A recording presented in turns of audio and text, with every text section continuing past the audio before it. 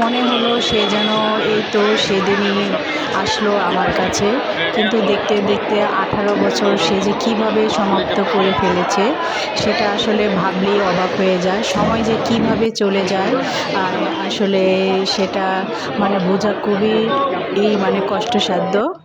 আসসালামু আলাইকুম, বেলাশেষের পক্ষ থেকে আমি শিমুল নতুন আরেকটি ভিডিও নিয়ে আপনাদের মাঝে হাজির হয়ে গেলাম। আশা রাখি আল্লাহর রহমতে আপনারা সবাই ভালো আছেন। আলহামদুলিল্লাহ আমরাও ভালো আছি। এটি হচ্ছে বৃহস্পতিবারের ভিডিও আর এখন হচ্ছে খুবই সকালে ফজরের টাইম 4:40 বাজে। আর এত সকালে উঠেছি এখন। আজ যেহেতু বৃহস্পতিবার, সবাই জানেন আজ এইচএসসি পরীক্ষা শুরু। আমার ছেলেও কিন্তু এইচএসসি একজন পরীক্ষার্থী। সবাই আমার ছেলের জন্য, আমার বোনের ছেলেও পরীক্ষা দিবে, তাদের জন্য দোয়া করবেন যেন তাদের পরীক্ষা ভালো হয়। আর ভোর সকালবেলাও উঠি, অজু করে নিলাম। অজু করে যেহেতু পরীক্ষা কেন্দ্রে যাব আসতে আসতে সেই হয়তো 3টা বাজবে। আমার ছেলের কেন্দ্র অনেক দূরে, সেই মোহাম্মদপুর আসাদ গেট, আর আসতে আসতে অনেক লেট হবে।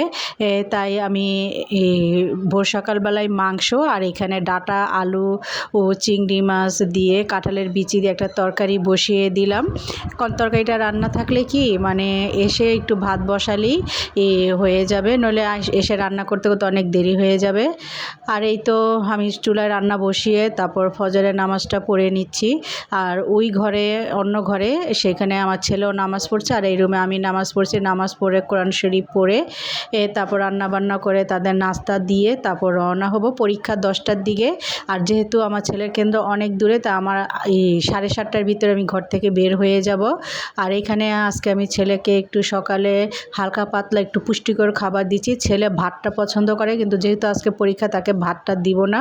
এখানে আমি পাউরুটি আনিয়েছিলাম, পাউরুটির নসিলা দিয়ে দিয়েছি, একটি কলা কেটে দিয়েছি, একটি ডিম সেদ্ধ করে দিয়েছি। আর এই তো দেখছেন ছেলে একটু পড়া রিভিশন দিচ্ছে, যেটা রিভিশন বাকি। আর এই তো নাস্তা করে, আমি নাস্তা খাইনি, ছেলের বাবা নাস্তা করেছে। ছেলের বাবা আজকে আমাদের সাথে যাচ্ছে। আর আমরা এসে পৌঁছে গিয়েছি 8টা, যেহেতু 7:30 রওনা দিয়েছে, আসতে বেশি সময় লাগেনি, ভোর সকাল তো রাস্তা খালি ছিল। আর আমরা এসেছি ছেলের কলেজে, কারণ যেখানে কেন্দ্র পড়েছে সেখানে বসে যে পড়বে সেরকম পড়ার মতো কোনো জায়গা নেই। আর ছেলের কলেজে আসলাম, কারণ ছেলের কলেজ থেকে তার যে কেন্দ্র সেখানে যেতে 15 মিনিটের মতো সময় লাগে হেঁটে যেতে। তাই ভাবলাম আমরা 8:15 ভিতরে এসে পড়েছি, যেহেতু পরীক্ষা হচ্ছে 10টার দিকে, তাই ভাবলাম কলেজে এসে ছেলে এখানে বসে 1.5 ঘন্টা পড়ুক। আর এই তো কলেজে আসলাম, ছেলে পড়ছে। আর এখানে একটি অনুষ্ঠান বলতে এখানে প্রতিমন্ত্রী ববি হাজ্জাজ, যে উনি আসবে আজকে ছেলেদের কলেজে, উনাকে নিয়ে একটি প্রোগ্রাম আছে, তাই সুন্দর করে সাজিয়েছে এবং বিভিন্ন স্টলও বসেছে। আর এই তো ছেলে বসে পড়া রিভিশন দিচ্ছে। আর এখানে যেহেতু প্রতিমন্ত্রী ববি হাজ্জাজ আসবে, তাই এখানে স্কাউটের পোলাপানরা ড্রাম ট্রাম এগুলো বাজাচ্ছে, তার প্রস্তুতি নিচ্ছে। আর প্রায় 9:30 একটু 9:20 বাজে, তো কলেজ থেকে একটু রওনা দিলাম। আর একটু বৃষ্টিও পড়ছে, তাই কলেজের ওপারে গিয়েই একটা অটো রিক্সা নিলাম। বেশি সময় লাগেনি, 2 মিনিটের মতো লেগেছে। আর এই তো কেন্দ্রে এসে পড়লাম। দেখতে পাচ্ছেন এখানে সকল গার্জেন আছে।